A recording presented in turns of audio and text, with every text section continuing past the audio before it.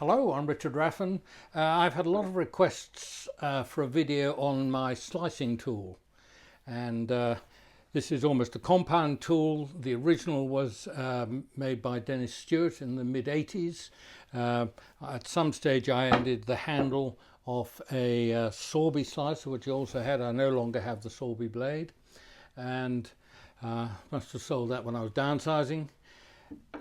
You're going to see me nest the bowls out in two different ways, one from the headstock side, one from the tailstock, and I get out 3 little bowls from that larger one and just the 2 from this one. And you'll also get a close-up of the tool.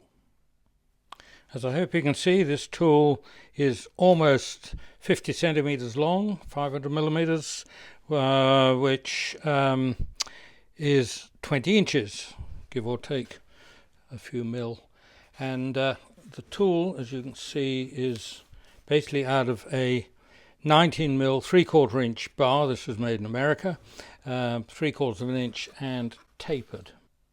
And it's tapered in both directions, so it comes down here and also tapered that way, and that is so it fits into a smaller gap. So having a closer look at the end, you can see the taper. There's still the remnants of the round bar here, but it's been flattened just up in this area, and a longer flatten up here. Now on the tip, this is about the 4th or 5th replacement tooth I've had in 40 years. So this is a carbide tooth, soldered or brazed. I'm not quite sure which the correct term is. But that just goes in there, and I have always sharpened this on a white wheel and then honed it.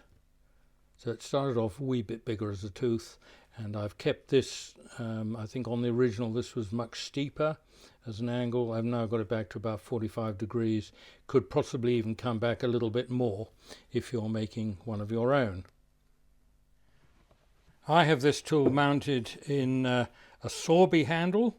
I've no idea what happened to the original. I probably just had the blade in a straight handle, but that goes into there, and the pistol grip on it definitely gives you an advantage of leverage, which I'm sure some physicist or engineer would be happy to explain. It just works. And the original slicer came with an arm brace, so there was another long bit here with an arm brace as well, rather like a crutch, brace on a crutch. And I never found really I needed that extra leverage. This works fine just in a long, straight, heavy handle, and it's a tool I can recommend for very simple, cheap, inexpensive nesting of bowls.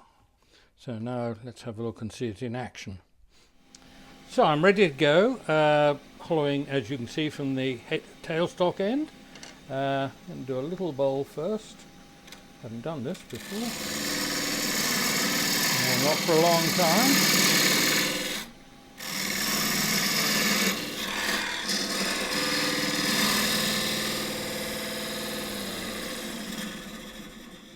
Now there does seem to be a gain with the pistol grip, but it's not essential.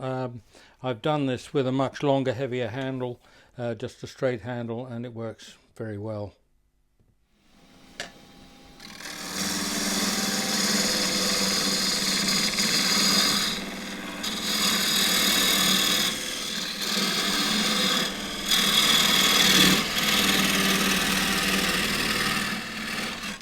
I need very valuable timber to be working on this scale.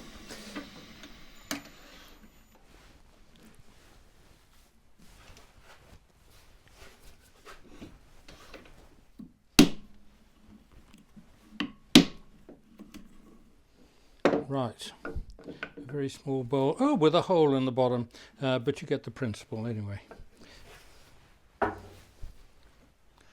So that now comes into there.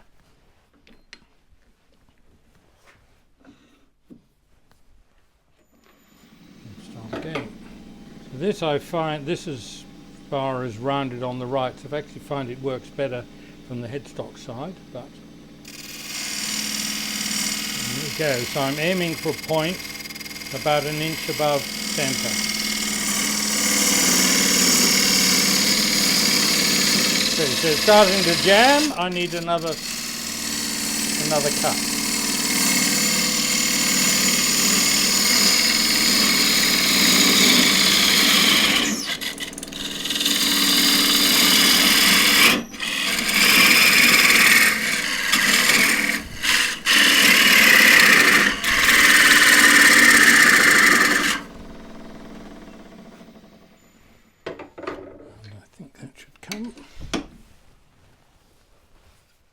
Bang it on the end grain rather than side grain, less likely to break. Well, less likely to break anyway by the look of it.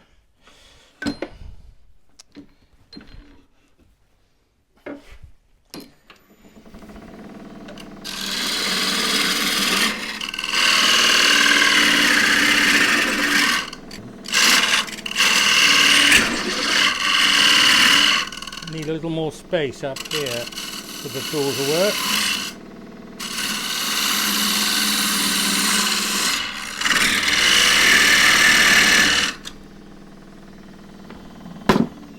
Getting awfully deep in there.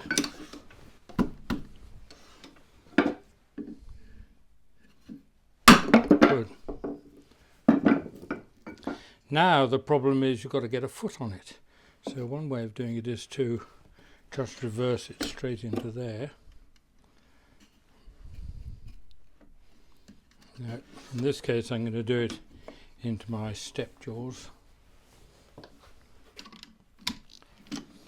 I first designed these step jaws for when I was roughing larger bowls, and I had a much larger set made, 200mm diameter jaws, 3 steps,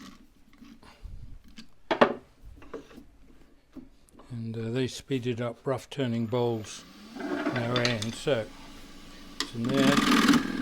All I need now is somewhere to grab it with a chuck. I use the longer sharp jaws, which allow me to grip right up in the corner. That's much more than I actually need, and from there I can turn that round and get a shoulder on the inside, and you'll see I have other videos showing how to deal with bowls when they get to that stage. So 3 bowls out of that one, or actually more like a light pull or something. Working from the headstock side, you set the rest so that the cutter is pretty much at centre height.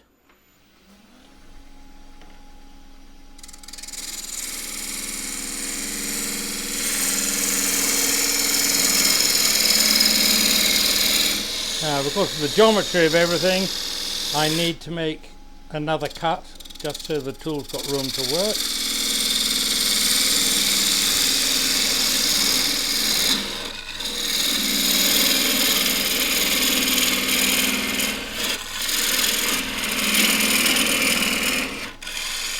Open it up a little bit more on the right hand side, and you hear the note change. That's probably about ready to break off. Stop the lathe and give it a go. Not quite ready. That might be twisted grain at the bottom. I'm aiming for a point about an inch above centre off the bottom. I think that has to go now.